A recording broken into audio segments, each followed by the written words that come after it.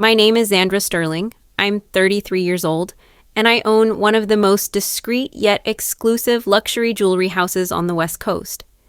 Most people assume I just work in jewelry. They picture a storefront, a glass counter, maybe a cash register. They don't see the meetings with private collectors, the insurance audits, the seven-figure transactions, or the armed transport trucks. And for some reason, my own family is the worst offender. Last Friday evening, around 6:45 p.m., I was in my home office, surrounded by spreadsheets and quarterly reports, reviewing our inventory status for a sapphire piece scheduled for an international appraisal. That's when my phone buzzed. It was a text from my sister, Sophie. "Borrowed your cheap necklace for my date tonight, thanks," with a smiling emoji at the end. I froze. Not because she had borrowed something that wasn't new, but because there were no cheap necklaces in my collection. My hands went cold as I walked to my bedroom. I opened my jewelry box and lifted the velvet tray. The back left corner, where I kept the most high-risk, client-reserved pieces, was empty. The necklace was gone. Not just any necklace. The cashmere sapphire, 17 carats, deep royal blue, encircled by 9 carats of D-color diamonds, set in platinum. Appraised at $2.8 million. Inventory, item number 4,442. Logged under temporary off-site custody for the insurance agency's photo requirements. I stared at the empty space for 2 long seconds, then walked calmly back to my desk. I picked up my phone and typed 2 words. Have fun? Then I hit the intercom line to our private security team. Report theft. Inventory item 4,442. $2.8 million sapphire necklace, immediate action. No dramatics. No emotion. Just facts. Within minutes, 2 things were happening at once. First, the Sterling Estate system locked down item number 4442 and flagged Sophie's contact as unauthorized access. Second, LAPD's white-collar crime division was dispatched to the French restaurant La Chaumière in West Hollywood, where Sophie and her boyfriend Daniel were celebrating their 6-month anniversary. I watched from my phone as they entered the restaurant. The hostess hesitated, then pointed. The arrest was quick, but by no means quiet. According to the report later, Sophie had just stood up from her seat when an officer tapped her on the shoulder. She laughed, thinking it was a prank. When the handcuffs clicked, she shrieked. "This is a mistake! My sister works retail. It's just costume jewelry." Patrons started filming. Daniel looked like he wanted to disappear into the floor. And the necklace? It was still around Sophie's neck, glittering, heavy, real. People ask me why I didn't stop her, why I didn't just call and demand it back, why I let it escalate. Here's the truth. Because she didn't ask before taking it.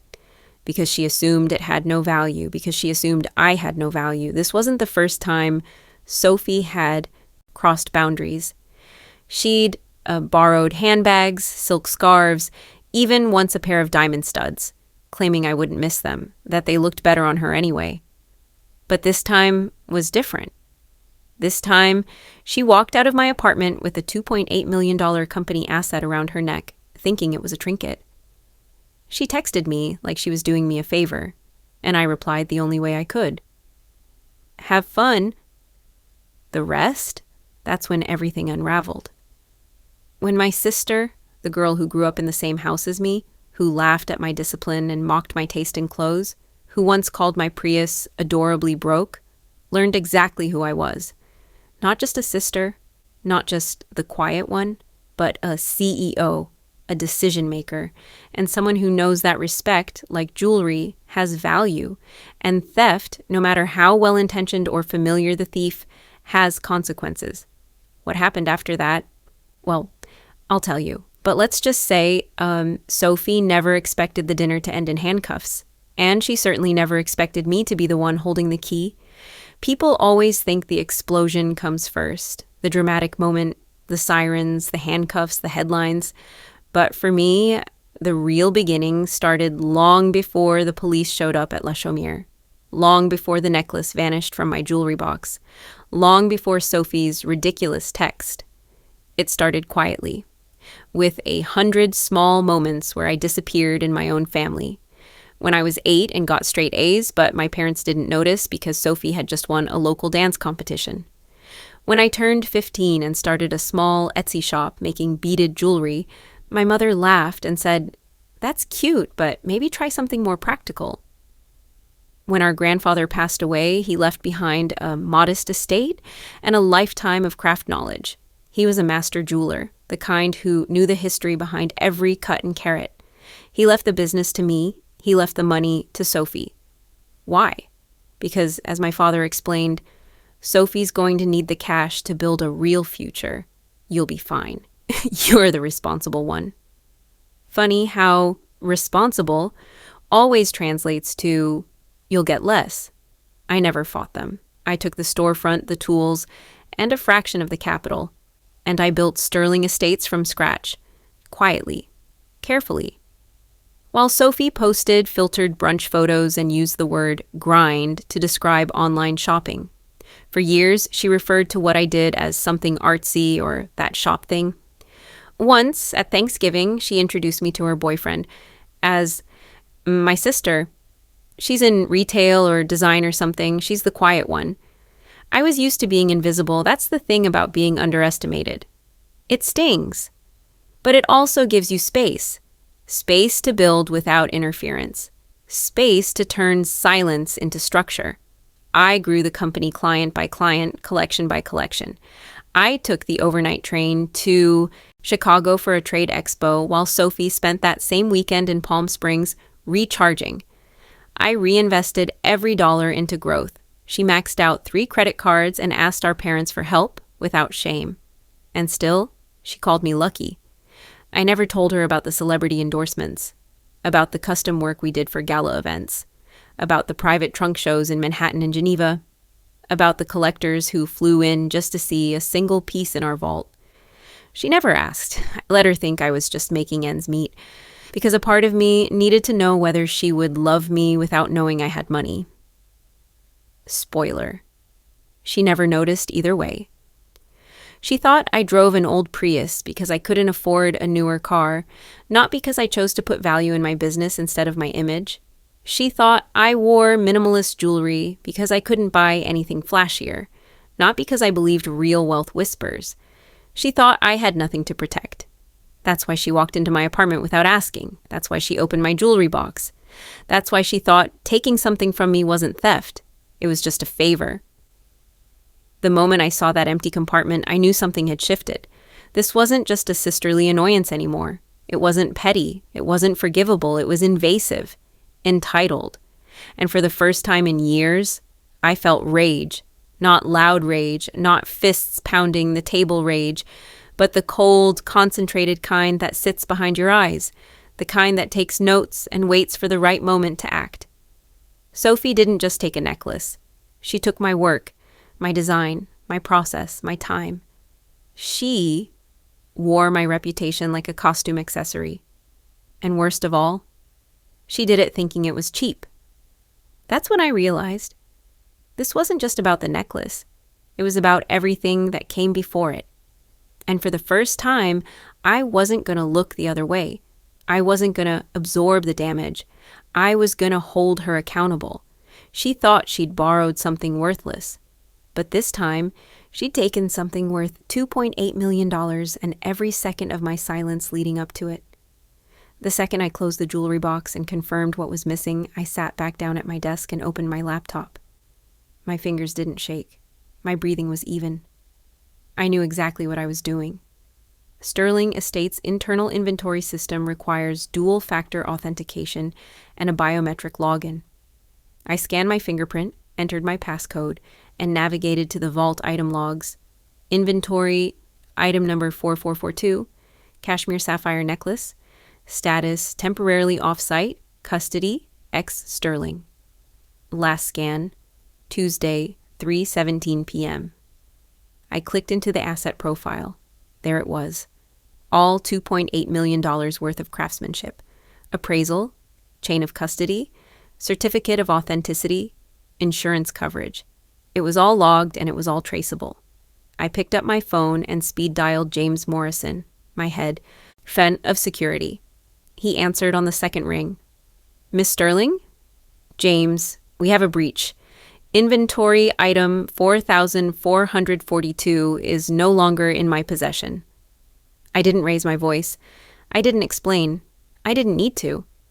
There was a short pause, then the sound of him typing. The cashmere piece?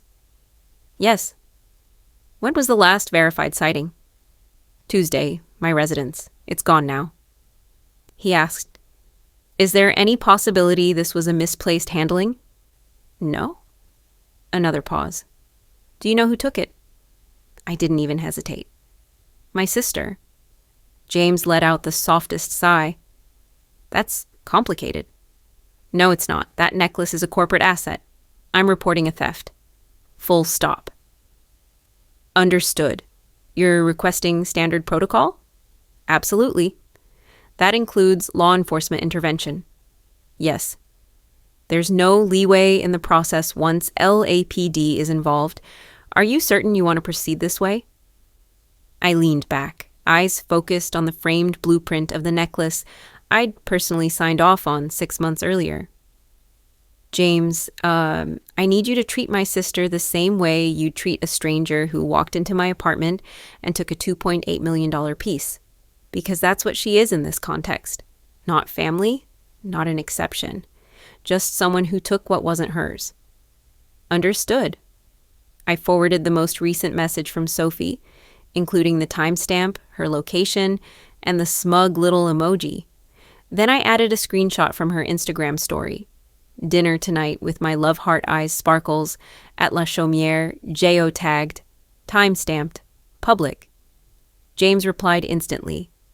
I've notified LAPD, sending an armed response unit. Expect confirmation within 15 minutes. I'll keep you updated. I locked my laptop and stood up. That's when the inner monologue began to creep in. What if she didn't mean to steal it? What if she thought it really was fake? But then, that was the problem, wasn't it? She assumed. Sophie had always made assumptions about me. She assumed I struggled financially because I didn't flaunt my wealth. She assumed I had time to lend, favors to give, things to borrow. She assumed I was content being overlooked. And worst of all, she assumed that my success, my life, was small enough to fit inside the version of me she created in her head. She didn't ask. She didn't check. She didn't care.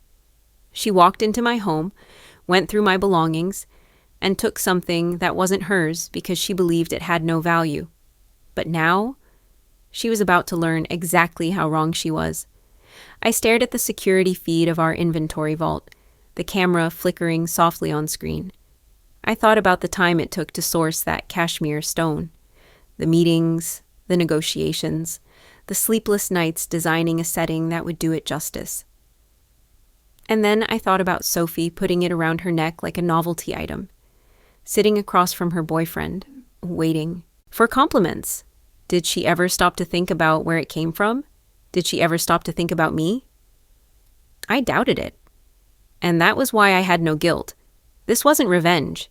This was accountability. And the consequences were already en route. They walked into La Chaumière at 7:13 p.m. sharp, 2 uniformed LAPD officers and 1 plainclothes detective. I wasn't there in person, but I didn't need to be. One of our security contractors was stationed nearby and streamed the incident back to me. The restaurant was dimly lit, upscale, and softly echoing with the clink of wine glasses and murmured conversations. Tables lined with white linen, silver candle holders, and fresh peonies. Sophie was seated at a table near the window, across from her boyfriend, Daniel. She wore a sleek black dress. Her hair was up, and around her neck, gleaming with every flicker of candlelight, was the necklace. My necklace. I watched as the plainclothes officer spoke briefly to the maitre d', who stiffened immediately and pointed toward Sophie's table. They approached slowly, quietly, until they didn't. One of the officers stepped in front of her, the other flanked her side. The detective stood just behind, arms folded. Sophie Sterling? She looked up from her glass of wine, confused but smiling. Yes? You're being detained under suspicion of felony theft. Her smile collapsed. What? Wait, what are you talking about? We need you to stand up and place your hands where we can see them. I think you've got the wrong person. I haven't stolen anything." At that moment, one of the officers gently reached for her wrist. That's when she snapped. "You can't be serious," she shouted, jerking her arm back. "It's just jewelry." Daniel looked like he was about to vomit. "This is insane," Sophie shrieked as they took her by the arms. "That necklace is fake. It's my sister's costume piece." The entire restaurant went dead silent. And then phones came out. Half a dozen diners lifted their phones and started filming. A few whispered. Some just stared. Someone across the room muttered, "Oh my God, she's being arrested." A camera flash went off. Another customer whispered, "Is that sapphire real?" Sophie kept fighting it, her voice rising in pitch. "Actually, she works in retail, okay? My sister is not rich. She's not even successful. She probably picked that thing up from a flea market." The officer calmly responded, "Ma'am, you have the right to remain silent. I suggest you use it." She didn't. Even as they secured the cuffs behind her back and walked her through the maze of white tablecloths and stunned expressions, she kept talking. "I was going to give it back. I didn't know it was important. Why would I think it was real?" They guided her out of the restaurant, still babbling. Back at my apartment, I sat with one hand resting on the desk, watching it all unfold on a secure feed. For a moment, I felt nothing. No satisfaction, no vindication, no pleasure in seeing her squirm. Just silence. The kind that comes after a long, slow earthquake, when everything's shifted, but nothing has fallen yet. 15 minutes later, my phone rang. Unknown number. I answered anyway. "Xandra, it's me," Sophie said. Her voice was trembling. "They put me in a squad car. I don't even understand what's happening." I didn't reply. "I thought the necklace was fake," she said quickly. "I thought it was just some costume thing. I didn't mean anything by it." Still, I said nothing. "I need a lawyer. Can you help me get one? I swear this is just a misunderstanding." That word again. Misunderstanding. That's what people say when they don't want to admit the truth, when they'd rather pretend ignorance than take accountability. "Xandra," she said again, her voice sharper now. "You're not actually pressing charges, are you?" I looked out my window at the city skyline. "Yes," I said calmly. "I am." There was a pause. "You can't be serious." "I'm completely serious. I'm your sister. And you stole from me." "You always overreact to everything. It's just a necklace." "No," I corrected. "It's a $2.8 million inventory item, with insurance records, with photographs, with ownership certificates. It's not just a necklace, it's an asset. And you removed it from my home without permission." Her voice cracked. "I didn't know." "You didn't ask." That was the line that seemed to land. She went quiet. I hung up. Because this wasn't the time for debate. This was the moment truth met consequence. And for once, it wasn't going to slip past unnoticed. After I ended the call with Sophie, the apartment went quiet again. No notifications, no buzzing, no voices, just silence. I stood up from my desk and walked across the room, stopping in front of the wall across from the window. It held only 3 things. A framed certificate from the National Guild of Jewelry Designers, a photo of me shaking hands with a client at the Cannes showcase, and a glossy image of me accepting the Entrepreneur of the Year award last fall. The last one always felt strange to look at. In the photo, I was standing in a black pantsuit under soft golden light. My hair was pulled back, my posture tall, a hint of a smile on my lips as I held the award. My name, printed in embossed silver, below it, Xandra Sterling, Sterling Estates. That night, I gave a short speech in front of 400 people, investors, artists, and editors from every major fashion outlet in the industry. I thanked my team, my mentors, and the early clients who took a chance on my designs. What I didn't mention was that not a single member of my family attended. They weren't even aware the ceremony was happening. They never asked. My parents thought I ran a boutique. Sophie once joked that I made Pinterest jewelry for rich, bored women. They never saw the contracts, the patents, the manufacturing partnerships in Geneva and Osaka, the meetings with insurance brokers, stylists, and red carpet consultants. They never asked how I afforded my apartment in the arts district. Never asked about the silent partner deals I brokered or the New York showrooms I supplied under white label agreements.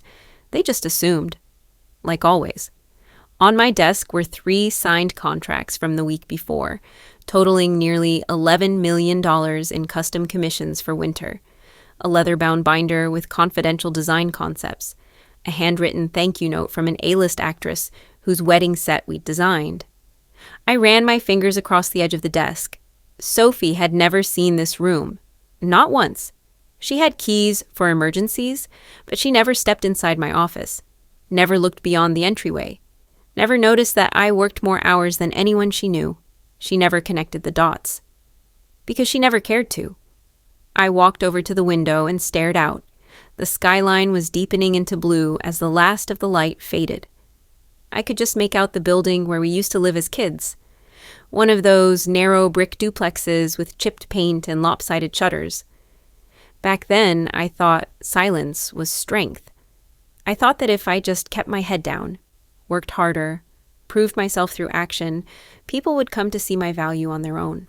But silence doesn't always earn respect. Sometimes it just gives people permission to overlook you. And now, Sophie had taken that silence as a blank check. I turned back to my desk and picked up the phone again. This time, I dialed the precinct directly. Officer Marks answered. "This is Xandra Sterling," I said, voice firm. "You're holding my sister, Sophie Sterling, in connection with a theft case." "Yes, ma'am. She's in custody and under initial review by the detective on call." "Good," I said. "Please keep her there. I'm coming down now. I'd like to speak to the detective personally before making any final decisions on how we proceed." He confirmed the address, and I thanked him, then ended the call. I moved through the apartment slowly, deliberately. I grabbed my coat, a notebook, and the printed copy of the insurance documentation for item number 4442. No rush, no adrenaline, because this wasn't revenge. It wasn't spite. It wasn't anger. It was clarity. Sophie had finally crossed a line she didn't know existed, because she never bothered to look for it. And now I was done teaching lessons through passivity. She would learn through process, through protocol, through consequence. As I locked the door behind me and stepped into the hallway, I realized something I hadn't felt in years. I wasn't invisible anymore. Not because Sophie would finally see me, but because I had stopped letting her define what being seen meant. The precinct smelled like metal and disinfectant. Too bright, too loud, too alive for what should have felt like the bottom of the world. I gave my name at the front desk. The officer barely looked up as he buzzed open a side door and told me to wait by interview room 2. I could hear voices down the hall, a phone ringing, the faint clink of a mug hitting ceramic. When the door opened, Sophie was already seated inside. She looked like a wilted version of herself. Mascara smudged, hair pinned back in a rush, skin flushed and damp with stress. Her hands were cuffed in front of her, resting on the metal table like she didn't quite know what to do with them. As soon as she saw me, she straightened up. "Xandra, oh thank God, please, tell them it's fake. Tell them it's not worth anything." Her voice cracked mid-sentence. She was breathing too fast, like she couldn't quite get enough air. I said nothing as I closed the door behind me, sat across from her, rested my phone on the table. Sophie was shaking her head. "This is so insane. You know I didn't mean to. I just thought it was one of your random pieces, like the ones you wear to work." I unlocked my phone, tapped twice, and turned the screen toward her. It was the home page of Sterling Estates. Centered in full resolution was a photograph. Me, in a black silk blouse, arms folded, standing beside a glass display case under a chandelier. Above my head, in silver serif font, Xandra Sterling, founder, CEO, and creative director. She stared at it like it had to be a trick. "That's you?" "Yes." Her mouth opened. No words came out. "Then, you're the CEO?" "I am." "You own the company?" I nodded. Sophie blinked, trying to piece it together. I always thought you just worked at a store or something, like behind a counter. You never told me any of this. You never asked. Her eyes welled with disbelief. That necklace, I continued, is part of a private collection reserved for pre-purchase evaluation. It's fully insured, logged, registered. You didn't borrow a trinket, Sophie. You stole a multi-million-dollar asset. She sank back into her chair. I didn't know. I swear, Xandra. I thought it was one of those fake pieces. You always wear plain stuff. You drive that old Prius. I cut her off. You thought it was fake because you thought I was small. She flinched. You've always treated me like I was playing pretend, I said, voice steady. Like I was chasing some artsy little side hobby while you were the one with the real career, the real life. You never asked about my work. You never asked about my clients.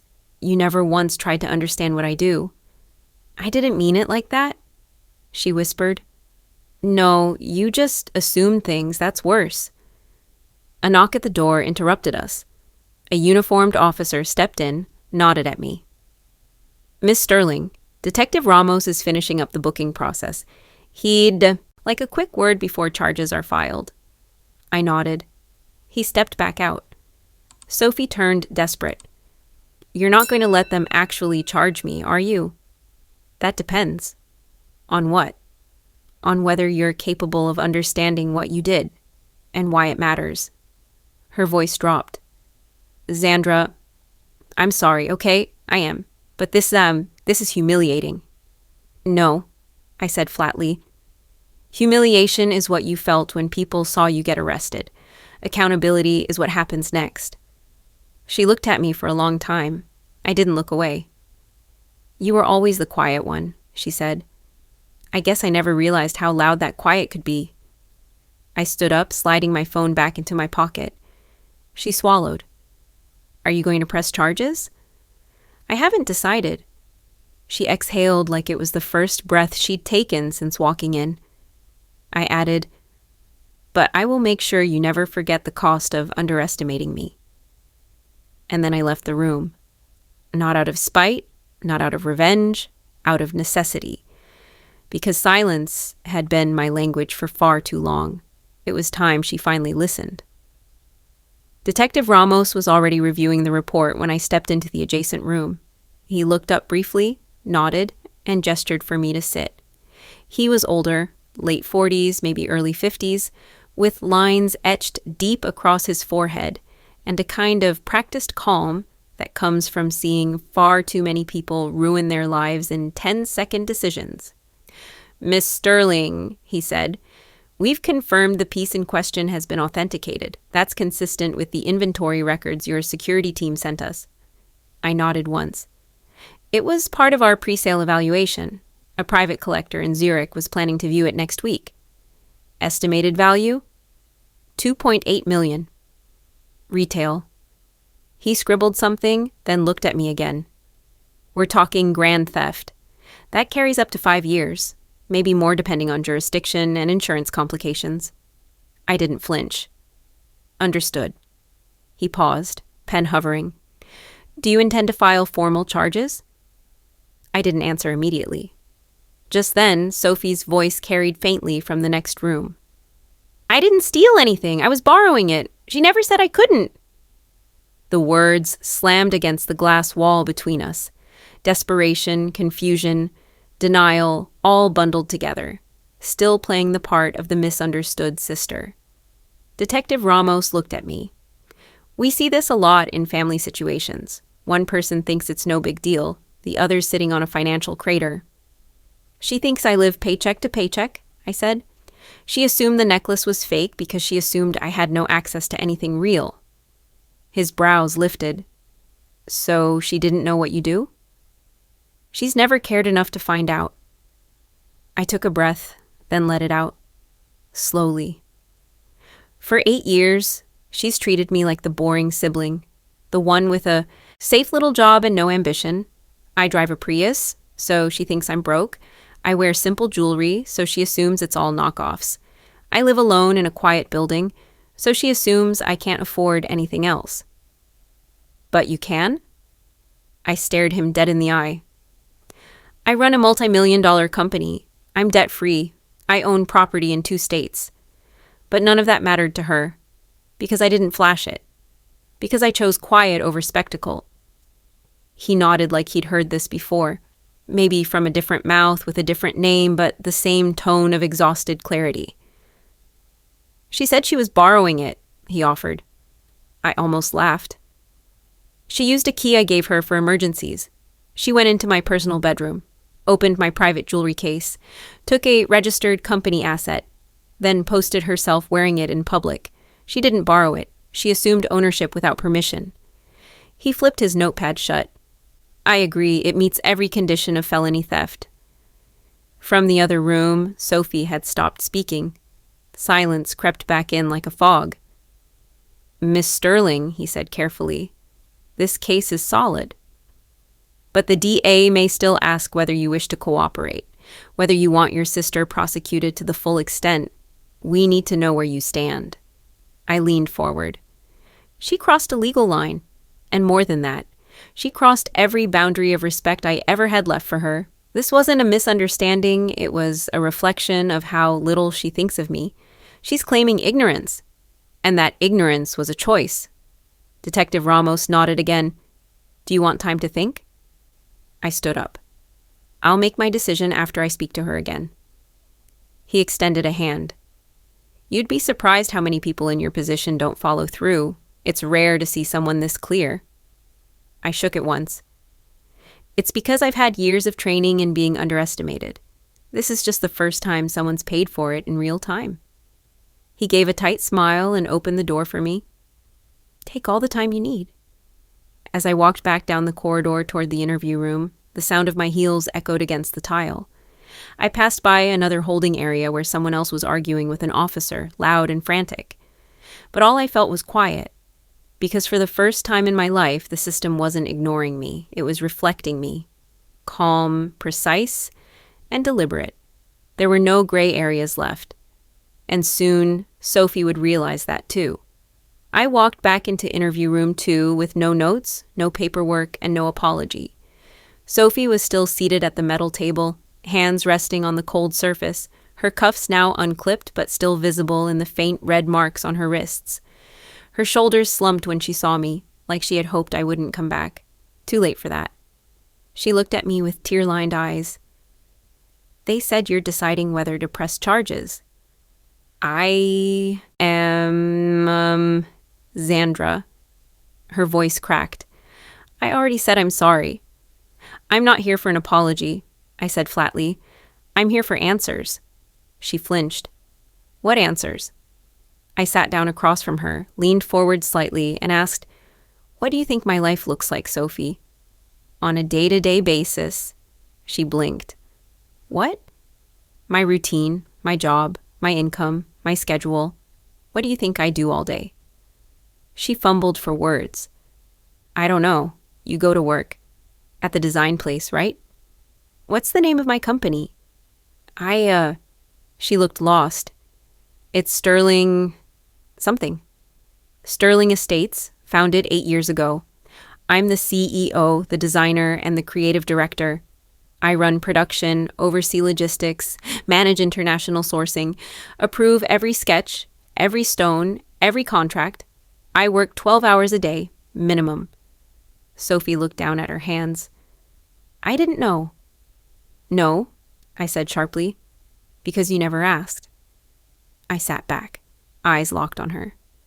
You assumed I had nothing, that I was just the quiet sister doing something vaguely creative. You've never once asked me what I earn, or how I live, or why I live the way I do.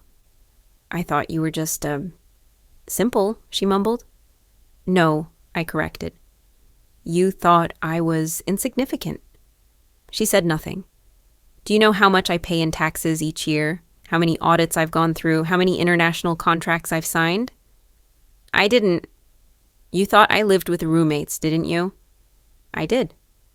I don't. I bought that loft with cash. She blinked again. You thought I drove a Prius because I couldn't afford anything else?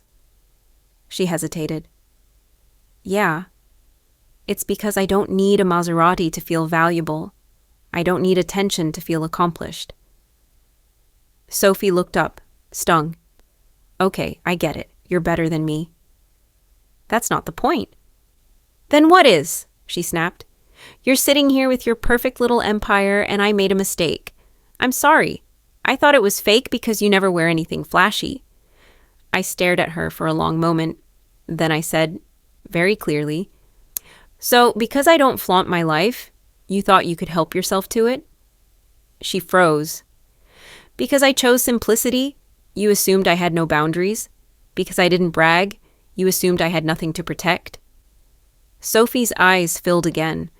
She opened her mouth, closed it, tried again. I didn't mean to steal. I didn't think, no, you didn't, and that's the real issue. She swallowed hard. I leaned forward once more. Let me be very clear. This isn't about the necklace, not entirely. This is about everything it symbolizes. It's about the fact that you saw something that wasn't yours and took it because you thought there would be no consequences. Sophie dropped her gaze. I didn't think it mattered. You didn't think I mattered? That hit. Her lips trembled. That's not true. Yes, it is. If you had thought I mattered, you would have asked before taking something. You would have checked the label, the certificate, the value. You would have respected the idea that I might be doing something significant. She pressed her palms flat against the table. I was wrong, okay? Completely wrong. I nodded slowly. You were. But this isn't just about right and wrong. It's about awareness, about how little effort you've made to see me, not the version of me you decided on when we were teenagers. Me. Now, today. She looked at me, really looked, for the first time in a long time, and behind the panic and the guilt, I saw it. Recognition. Awareness. A crack in the glass.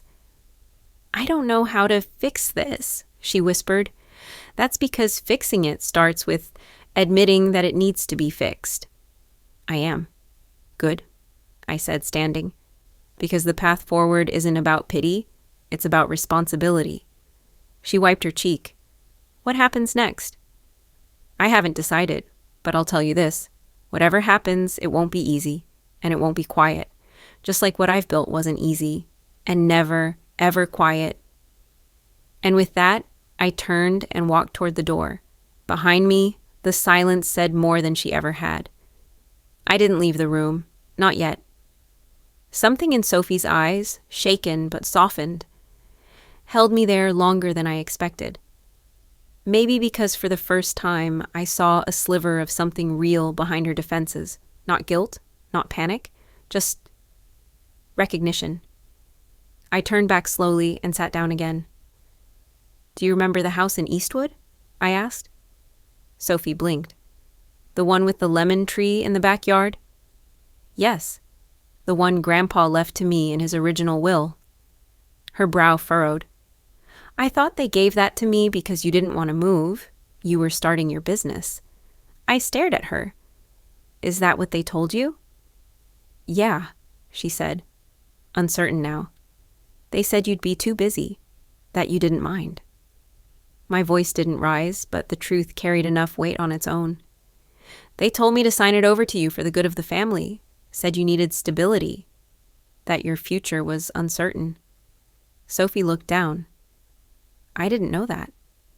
No, I said. You didn't, because you didn't ask, just like always. She opened her mouth, then closed it again. I watched her struggle with the math of it, how many years had passed since that decision. 8? 9? You moved into that house with the lemon tree. You painted the walls, changed the floors, filled it with hand-me-down furniture from Mom, and I said nothing. Because you're always good at being quiet, she murmured. No, I replied, steady, because I thought maybe silence would finally earn me respect, that if I kept giving, someone would eventually notice. She looked up at me again. I thought you were okay with it. I wasn't, I said, but I accepted it. I let them chip away at my worth in the name of family. They gave you the house, the support, the praise, while telling me I'd be fine because I was the responsible one. That's not fair. No, I said. It wasn't. We sat in stillness for a moment. Sophie stared at the table again, running her fingers across the metal edge like it might give her an answer. You know what hurts more than the theft? I asked. She looked up. The pattern. This isn't the first time you've taken something that was mine. It's just the first time I made you feel it. Her eyes glistened, but I didn't stop. You walked into my home and took that necklace like it was nothing, because in your mind, I am nothing. I'm the sister with the plain clothes, the quiet demeanor, the no-frills life, easy to overlook, easy to borrow from, easy to erase. I didn't mean to erase you, she whispered. But you did, I said. Every time you laughed at my car, every time you handed me a bill at brunch without even checking, every time you told people I worked somewhere in retail, like it was beneath you. Her voice was barely audible. I didn't realize. That's the thing, Sophie. You didn't want to realize, because realizing would mean admitting that you were wrong. She winced. I took a breath, then softened. Just slightly. You want to know the most painful part? I let it happen. I thought if I stayed quiet, worked hard, kept my head down, someday someone would look up and say, she matters too. And no one ever did, she finished for me. I didn't answer. Sophie swallowed, her voice raw. I'm sorry, about the house, about everything. Sorry doesn't fix the pattern. I know, she said. I do now. I leaned back. When our parents made that decision, giving you what was meant for me, I thought, fine, let her have the house. I'll build something else. So I took my share of Grandpa's tools, a handful of leftover capital, and started Sterling Estates. No help, no congratulations, no one checked in. She looked at me, stunned. I signed over a home so you could feel secure, and now, years later, you stepped into my home and took something else, without asking. Again. Sophie covered her mouth with her hand. Her fingers shook slightly. Her eyes were wide, full of something heavier than regret. I never saw it like that, she whispered. I thought you were just doing okay. I didn't know how much you had sacrificed. You didn't care to find out. That truth sat between us like a weight. I never said thank you, she murmured. No, I said. You didn't. She looked up at me, really looked. But I will now. I didn't reply. I didn't need to, because maybe, just maybe this time she actually meant it. I looked at Sophie, still sitting there like the weight of the entire building had settled on her spine, and I knew I had to make a choice. Not just for me, for her. For the years of resentment that no one ever named but everyone fed. I leaned forward, my voice measured. You have two options. Her eyes met mine, tired, red-rimmed, but clearer than before. Option 1, I continued. I proceed with the felony charges. Grand theft. You'll go to trial. You could be sentenced to up to 5 years. Even if the judge shows leniency, your record will follow you for life. She flinched. Option 2, I said slowly. You work for me. For 6 months, at Sterling Estates, starting in the production studio. No special treatment, no shortcuts, minimum wage. She stared at me like she didn't understand the words. You want me to work? For you? Yes. And not in some nice air-conditioned office either.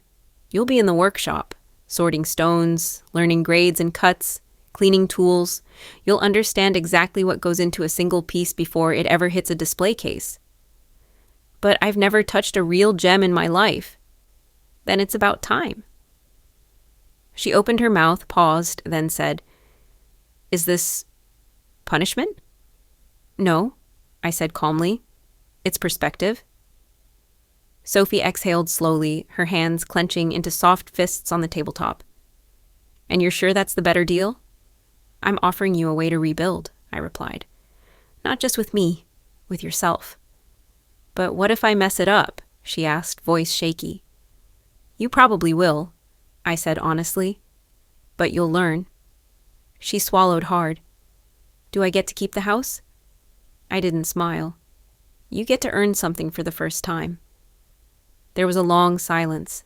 Then, quietly, she whispered, I agree. I'll do it. Minimum wage, full shift, entry-level tasks. She nodded. I said I'll do it. I studied her for a moment. And you'll return everything you've taken. The scarves, the purse, anything still sitting in your closet that used to belong to me. Her cheeks flushed. Yes. Tonight. Good, I said, rising from my chair. Before I reached the door, Sophie's voice stopped me. Why are you offering me this? She asked. You could have destroyed me, legally, publicly. You still might. I turned to face her. Because I'm not interested in destroying you, Sophie. I'm interested in teaching you what it takes to build something. Tears welled in her eyes again, but this time she didn't blink them away. She let them sit there. Real, vulnerable, unhidden. The door opened. Detective Ramos stepped in. She made her decision, I said. She'll enter a restitution agreement. 6 months of labor under my supervision. If she completes it, I won't press charges. He raised an eyebrow but didn't object. Unorthodox, but legal. I'll file it. He looked at him, Sophie. You're lucky. She nodded without speaking. I walked past him, the cold hallway air meeting my skin like a quiet agreement. This wasn't revenge. This was reclamation. And for the first time in a very long time, I was reclaiming something more valuable than a necklace, control, respect, and the space I'd always deserved. Sophie arrived at the studio at 6:58 a.m., wearing the company-assigned navy polo and black pants like everyone else. Her hair was pulled into a low ponytail. No makeup, no jewelry. She looked like a blank slate. She didn't see me watching from the upstairs window. That was intentional. I had instructed HR to onboard her as Sophie Monroe, apprentice, level 1. No last name matching mine. No title of CEO's sister. No special note in the system. Just a new hire. Her first task was cleaning the polishing trays. It wasn't glamorous. It wasn't Instagram-worthy. It was acetone, lint-free cloths, and fine brushes. Every residue, every fingerprint, every invisible scratch had to be removed. It took time and precision. By the second hour, I noticed her back arch slightly. The long table required standing still for stretches. There were no chairs, only foot mats. At 10 a.m., she was transferred to gem sorting. Under the watchful eye of Dolores, a senior artisan who had been with me since the first year of Sterling Estates, Sophie was taught how to identify inclusions under a loupe, to weigh stones within hundredths of a carat, and to log clarity grades. Dolores, sharp as a tack even in her 60s, had no patience for sloppiness. She barked softly, "That's not a G color, it's an H. You'd better know the difference before this gets set into a 6-figure ring." Sophie stammered an apology. Dolores didn't blink. "Try again." By lunchtime, Sophie's hands were visibly shaking when she reached for her sandwich in the break room, but no one paid her much attention. To them, she was just the new girl, another entry-level apprentice learning the ropes. Not once did she use my name. Not once did she pull rank. That afternoon, I received a short note from Dolores on my private channel. Quiet. Doesn't complain. Watches closely. Might have a good eye if she doesn't quit. I smiled. At 3:45 p.m., I walked through the production floor under the pretense of checking a shipment. I passed Sophie's station. She looked up for a moment. I didn't acknowledge her. I simply nodded to the room and moved on. But I saw it. A shift. Something in her posture. Not shame, not anger. Something quieter. Like awareness. By the end of the day, Sophie had cataloged 3 trays of tourmaline, reordered the polishing area, and completed her first practice log on gem weight calibration. As she turned to leave, Dolores called out, "Tomorrow, you'll shadow in casting. We start at 7 a.m. sharp. Don't come in here yawning." "Yes, ma'am," Sophie said, voice soft but steady. She passed by my office window again. This time, I let her see me. I didn't smile. Neither did she, but her eyes stayed on mine for half a second longer than before. Later that evening, I checked the internal attendance logs. She had clocked out exactly on time. No skipped breaks, no early departures, just a full day's work. I sat back in my chair, staring at my reflection in the black screen of my office monitor. There's something sacred about manual labor, when your back aches from effort, not guilt. When you're not told the value of something, you feel it. When hours pour into inches of progress. Sophie was beginning to understand that, and maybe, just maybe, she was beginning to understand me. I thought back to a moment during lunch, years ago, when my father once laughed at my job, calling it playing with beads. My mother had asked if I was still dabbling in that boutique thing. They had never asked about supply chains, labor unions, ethical sourcing, global clients. They didn't know about the late nights negotiating with emerald miners in Bogota, or the months designing a collection that aligned with both Italian art history and modern sustainability standards. To them, I sold trinkets. To Sophie, I had just been the older sister with boring clothes and no real ambition. Now she was learning, one tray at a time, what I had built, and how long it took, and what it cost. Not just in dollars, but in dignity, in patience, in being constantly underestimated and quietly outworking everyone in the room. That was the true inventory item no one could log. Time. At 8:17 p.m., my phone buzzed. It was a message from Sophie, just 2 words. Day 1, no emojis, no exclamation marks, no crying faces, just that. I typed a reply, stared at it, then erased it. Instead, I sent back a single line. Only 179 to go. She hearted it, and for the first time in years, we both said something without saying much at all.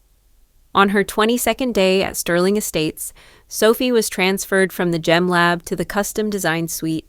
There, things were quieter, but more intense. Here, our top-tier clients worked directly with designers, selecting center stones, sketching bespoke settings, debating the curvature of bezels and the weight of chain links. It wasn't chaotic, it was sacred. Every whisper of a pencil across paper meant thousands of dollars. Every nod of a head confirmed weeks, sometimes months, of meticulous handcrafting. I stayed out of sight, letting her observe from the periphery. Her role was minor, replenishing sketch pads, sanitizing tools, ensuring gemstone trays were labeled and secured, but her eyes never stopped moving. She watched our creative director, Camille, walk a nervous woman through a redesign of her grandmother's ruby brooch. She listened as a husband described how he wanted a bracelet to mirror the silhouette of his wife's childhood lake house. She saw a widow cry when we set her late husband's cufflink, sapphire, into a pendant she could wear close to her heart, and she watched as the small talk faded away and meaning filled the room. It was no longer about price tags. It was about memory, grief, celebration, legacy. That week, Sophie stayed after hours to help Camille sort through a delivery of conflict-free diamonds, each one traced back to its origin, verified through 3 levels of auditing. On Friday, I passed her in the hallway. She didn't see me at first. She was holding a tray of aquamarines and standing silently behind a couple, examining sketches. The wife was speaking quietly. "This is for our daughter. She turns 21 next spring. I want her to feel strong when she wears it. Something that says, 'You come from women who built their own lives.'" Sophie looked down at the tray in her hands and gently rotated it toward the woman so the best stones caught the light. For the first time, I saw her not just observing, but participating. That evening, as we locked up, she surprised me by waiting near the back elevator. We hadn't spoken directly in days. She cleared her throat. "That woman today, designing the pendant for her daughter, that's going to take months, right?" I nodded. "At least 8, probably more." Her eyes widened, not with disbelief, but dawning respect. I never understood why these pieces take so long. I used to think, you just picked something from a catalog, added a few stones, marked it up, and boom. I didn't interrupt. She continued. Now I see it. Every detail, every decision. It's not just jewelry. It's someone's story. There was a beat of silence. Then she added, "I'm sorry, Xandra. I really didn't know what you did or who you were. I thought it was all easy." I smiled, not bitterly, but softly. "It's not your fault," I said. "You just never thought to ask." We stood there in the hallway, surrounded by quiet shadows and the faint scent of polished wood. Finally, I asked, "And now?" She exhaled. "Now I know why it cost what it costs, why it matters, why it can't be borrowed. It's not about the price, it's about what went into it." I said nothing, just looked at her. She didn't flinch. It was a small moment, but it mattered more than any contract, any sale, any public recognition. It was the moment my sister stopped seeing me as the older sibling with no taste in clothes and started seeing the architect behind what she'd walk through every morning for the past 4 weeks. The next morning, I received a notification from HR. Sophie had requested to extend her apprenticeship to the full 6 months, despite me never having mentioned a timeline since our initial agreement. She wrote, "I'm not finished learning." I stared at the screen, letting the words settle. They weren't dramatic. They weren't performative. They were simple.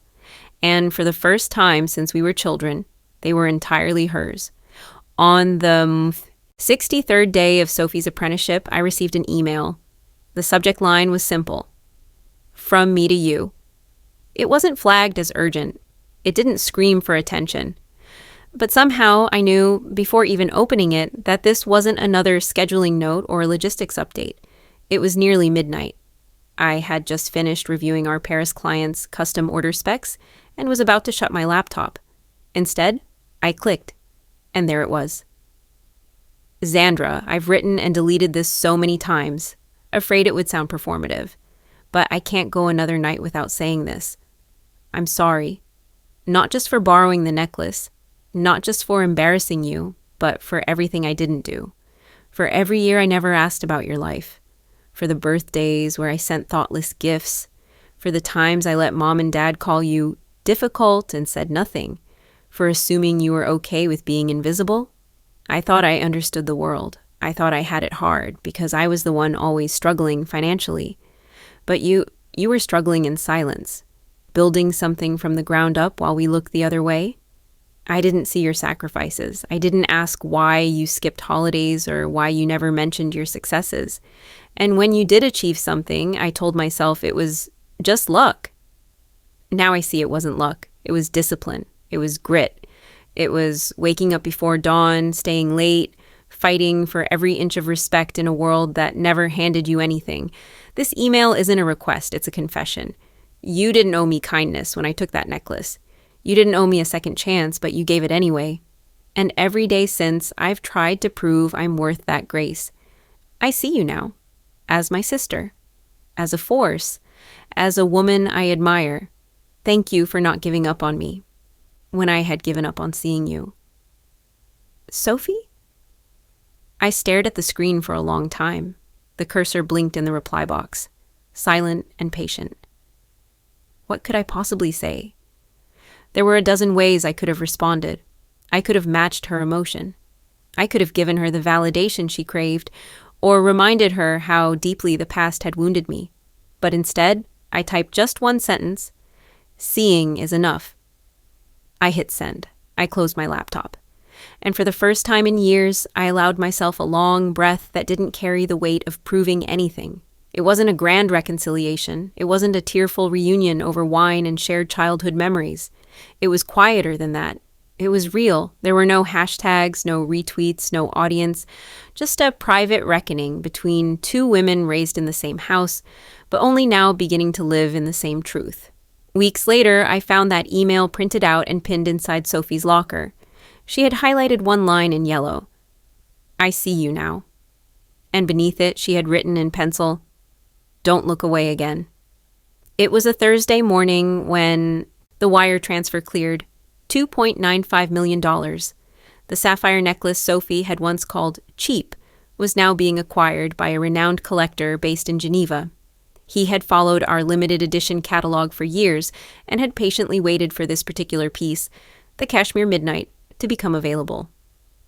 What he didn't know was that its real story was never printed, and that the final chapter of that story would be written not by me, but by Sophie. She stood beside me in the vault room, the velvet case open between us. Her white gloves trembled slightly as she carefully lifted the necklace from its cushion.